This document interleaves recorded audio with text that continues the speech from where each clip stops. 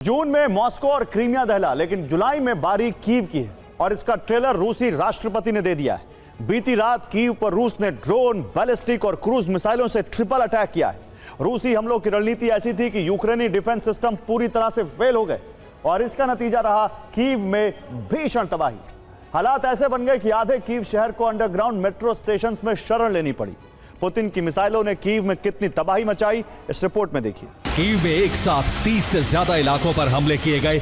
रूसी सेना ने 500 ड्रोन से हमला किया, साथ ही 74 मिसाइलें दागी। हमलों में 17 लोगों की मौत हो गई, जबकि 86 लोग घायल हैं। मौत का आंकड़ा अभी और बढ़ सकता है। और रूस ने कीव पर हमले की शुरुआत 1 जुलाई की रात 9:40 पर की। ये कीव पर हमलों का पहला राउंड था। इस राउंड में रूस ने करीब 300 ड्रोन हमले किए। हालांकि इन ड्रोन्स को यूक्रेनी डिफेंस सिस्टम ने काफी हद तक रोक लिया। इसके बाद रात 12:45 पर एक बार फिर यूक्रेन में सायरन बज उठे। यूक्रेन की वायुसेना ने कीव के नागरिकों के लिए अलर्ट जारी किया और इस अलर्ट की वजह था रूस के अलग अलग एयरबेस से उड़े पुतिन के बम वर्षक विमान।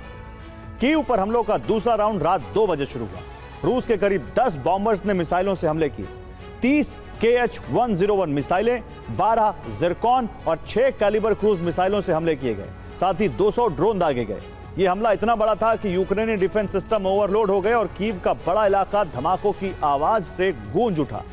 दूसरे राउंड के बाद कीव को उम्मीद थी अब शायद रूसी हमले नहीं होंगे। ऐसे में कीव में रेस्क्यू ऑपरेशन शुरू हुआ, लेकिन यूक्रेन का अनुमान पूरी तरह से गलत साबित हुआ। इसी दौरान रूस ने हमलों का तीसरा राउंड शुरू कर दिया। रात 2:50 पर कीव पर फिर अटैक किया गया। इस बार रूस ने सिर्फ इस्कैंडर मिसाइलों का इस्तेमाल किया। यूक्रेनी डिफेंस सिस्टम पहले से ओवरलोड थे, ऐसे में वो एक भी मिसाइल को नहीं रोक सके। दावा है कि रूस ने ठीक उन्हीं जगहों पर हमले किए जहां दूसरे राउंड में बारूद बरसाया गया था। रूस ने apartment, premier palace, hotel, metro station के gate, ambulance station, science institute, office building, museum और एक सरकारी इमारत को टारगेट किया। कीव पर यह हमले रूसी राष्ट्रपति का आखिरी संदेश माना जा रहा है। इन हमलों के जरिए पुतिन ने मैसेज दिया कि इस बार हमले सिर्फ कीव में रिहायशी इलाकों और नागरिक इंफ्रास्ट्रक्चर पर नहीं होंगे, बल्कि रूस के टारगेट पर कीव की सभी प्रमुख सरकारी इमारतें होंगी। राष्ट्रपति पैलेस सहित सभी इमारतों को बैलिस्टिक मिसाइलों के जरिए राख बना दिया जाएगा। तो पुतिन ने यूक्रेन को घुटनों पर लाने के लिए एक बेहद खतरनाक चक्रव्यूह तैयार किया है। पुतिन की नई एनर्जी स्ट्राइक रणनीति ने फ्रंट लाइन पर तैनात यूक्रेन की सेना की लाइफलाइन यानी उसके ईंधन नेटवर्क को एक ही रात में ध्वस्त कर दिया है। लेकिन यूक्रेन के खुफिया एजेंसियों को डर है कि पुतिन अब यूक्रेन पर सबसे बड़े हवाई हमलों की तैयारी कर रहे हैं, जिसके लिए आसमान में कयामत के विमान उड़ान भर रहे हैं। लेकिन यूक्रेन भी हाथ पर हाथ धरे नहीं बैठा है। उसने न केवल रूस के भीतर 1300 किलोमीटर गहरी सर्जिकल स्ट्राइक करके पुतिन के तेल ठिकानों और मिसाइल कारखानों को दहलाया है, बल्कि समुद्र में रूसी ड्रोनों को हवा में ही भस्म करने के लिए एक अवैध ड्रोन ढाल भी तैनात कर दी है। इस आर पार की जंग के बीच ज़ेलेंस्की ने यूरोपियन यूनियन से तुरंत सदस्यता देने की मांग कर दी है। यूक्रेन रूस के खिलाफ बड़ी संख्या में छोटे ड्रोन का इस्तेमाल कर रहा है। इन ड्रोन में इस्तेमाल किया गया 2 स्ट्रोक इंजन भी ईंधन और तेल से चलता है। अगर ईंधन नहीं मिलेगा तो यूक्रेन के सस्ते ड्रोन नहीं उड़ सकेंगे। यानी रूस की कोशिश केवल एक लड़ाई जीतने की नहीं, बल्कि यूक्रेन की पूरी युद्ध मशीन की रफ्तार कम करने की है। रूस के रक्षा मंत्रालय का दावा है कि बीती एक रात में पूर्वी और मध्य यूक्रेन में 25 से ज्यादा तेल ठिकानों को निशाना बनाया गया है। इनमें यूक्रेन के नागरिक पेट्रोल पंप, सेना के ईंधन टैंकर और कई रिफाइनरियां भी शामिल हैं। रूस का दावा है कि यूक्रेनी सेना नागरिक फ्यूल नेटवर्क का भी इस्तेमाल करती है, इसलिए अब पेट्रोल पंप भी उसके निशाने पर है। रिफाइनरी से लेकर फ्रंट लाइन तक पूरी ईंधन सप्लाई चेन पर हमले किए जा रहे हैं। मकसद साफ है, यूक्रेन की सेना की रिफ्यूलिंग क्षमता की रीढ़ तोड़ी जाए। रूस के रक्षा मंत्रालय का दावा है कि इस प्रहार के बाद यूक्रेन के सैन्य वाहन लाचार खड़े रह गए। यूक्रेनी खुफिया एजेंसी ने ज़ेलेंस्की को चेतावनी दी है कि रूस एक और बड़े हवाई हमले की तैयारी कर चुका है। निगरानी करने वाले सैन्य चैनलों के मुताबिक रूस के कम से कम 7 Tu-95MS बॉम्बर और कम से कम 3 Tu-160 बॉम्बर उड़ान भर रहे हैं।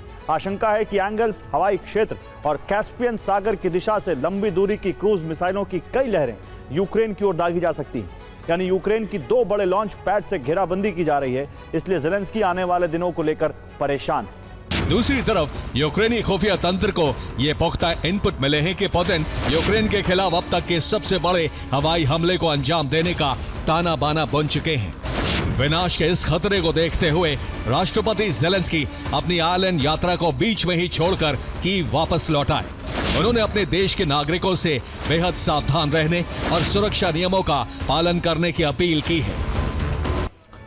और रूस यूक्रेन की ईंधन सप्लाई पर हमला कर रहा है तो यूक्रेन ने भी जवाब में रूस के भीतर मौजूद सैन्य और ऊर्जा ठिकानों को निशाना बनाना शुरू कर दिया है। सबसे पहला हमला क्रीमिया के साकी सैन्य एयरबेस पर हुआ, जहां यूक्रेन ने सुखोई 30 लड़ाकू विमानों के हैंगर को निशाना बनाने का दावा किया है। इसके बाद ड्रोन फ्रंटलाइन से 600 किलोमीटर दूर रूस के पेंजा क्षेत्र तक पहुंचे, जहां मिसाइलों के लिए अहम कलपुर्जे बनाने वाले सैन्य संयंत्र पर हमला किया गया और फिर रूस के भीतर करीब 1300 किलोमीटर दूर उफा की तेल रिफाइनरी पर भी स्ट्राइक की गई। यानी यूक्रेन अब रूस के रक्षा उद्योग और ऊर्जा ढांचे पर अंदर तक प्रहार करके उसकी युद्ध क्षमता को कमजोर करने की कोशिश कर रहा है। तो एक दिन पहले ईरान की तरफ से दुनिया को यह बताया गया कि ईरान परमाणु कार्यक्रम पर कोई समझौता नहीं करेगा। अब 24 घंटे बाद ईरान से एक और चौंकाने वाला बयान आया। युद्ध के थमने और हॉर्मुज के खुलने से पूरी दुनिया ने चैन की सांस ली थी, लेकिन ईरान ने साफ कर दिया है कि हॉर्मुज में फ्री एंट्री सिर्फ 60 दिनों के लिए, यानी वो 60 दिन जिसमें अमेरिका ईरान को फाइनल समझौता करना है। अब अमेरिका ईरान को प्रलोभन दे रहा है कि जब तेल निर्यात से प्रतिबंध हट रहा है तो फिर हॉर्मुज से टोल वसूली की जरूरत क्या है। लेकिन ईरान समझ चुका है कि हॉर्मुज ही वो हथियार है जिसके बल पर वो सुपर पावर को घुटनों पर लेकर आया है। देश है कि सभी शिप सिर्फ उसके बताए रूट पर चलें। ईरान के मुताबिक सभी शिप को लड़ाक द्वीप के करीब से जाना होगा। वैकल्पिक रूट लेने पर ईरान सुरक्षा गारंटी नहीं देगा और वो टारगेट भी बनेगा। ईरान के सूत्रों के हवाले से छपी रिपोर्ट के मुताबिक ईरान हॉर्मुज पर नियंत्रण को मान्यता दिलाकर रहेगा। जहाजों से टोल लेने को भी अंतर्राष्ट्रीय मान्यता मिलेगी। ईरान इसके लिए हॉर्मुज में और धमाके भी कर सकता है। और हॉर्मुज में शिपिंग लेन को लेकर बड़ी मुश्किल आ रही। यहाँ फारस की खाड़ी से निकलने वाले जहाजों को अमेरिका का रूट या ईरान का रूट, इसमें से किसी एक को चुनना होता है। इन दिनों हॉर्मुज में 2 विकल्प मौजूद हैं। रूट चुनने को लेकर संशय इसलिए क्योंकि अमेरिका कहता है कि जहाज मेरे रूट से चलें। जहाजों की कंपनियों पर अमेरिका का दबाव है, जबकि दूसरी ओर ईरान से जहाजों को चेतावनी दी जा रही कि उसने जो रूट तय किया है जहाज उसी से जाए। ईरान ने यहाँ 2 नई शिपिंग लेन तैयार की हैं। ये लेन भी इनबाउंड और आउटबाउंड की तरह है। इनके जरिए फारस की खाड़ी में एंट्री और एग्जिट होती है। इन्हें लारक द्वीप और बंदर अब्बास के पास बनाया गया है, लेकिन यहां से सिर्फ ईरान की मर्जी से निकला जा सकता है। हॉर्मुज पार करने के लिए अमेरिका ने भी रूट तय किया है।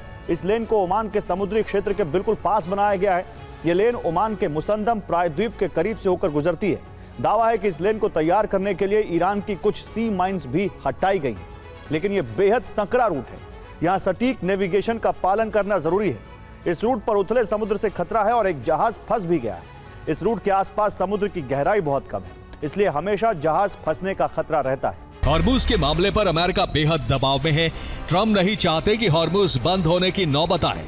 ईरान हॉर्मुज में तनाव बढ़ाकर दबाव भी बढ़ा रहा है। कॉफ और जेरेड कुशनर ने ईरान की मांगों को सुना है।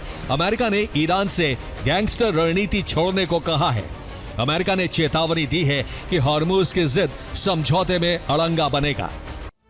हालांकि हॉर्मुज में ईरान का वर्चस्व साफ नजर आ रहा है। नए नियमों का पालन भी हो रहा है। 24 घंटे में कुल 35 जहाज हॉर्मुज से गुजरे हैं। 11 कार्गो शिप फारस की खाड़ी में गए। 9 तेल टैंकर भी फारस की खाड़ी में गए हैं, जबकि 15 जहाज फारस की खाड़ी से निकले। बाहर निकलने के दौरान 9 टैंकर और 6 जहाज हॉर्मुज से गुजरे। प्रमुख वार्ताकार कालीबाफ के मुताबिक हॉर्मुज में फ्री एंट्री सिर्फ 60 दिनों के लिए है।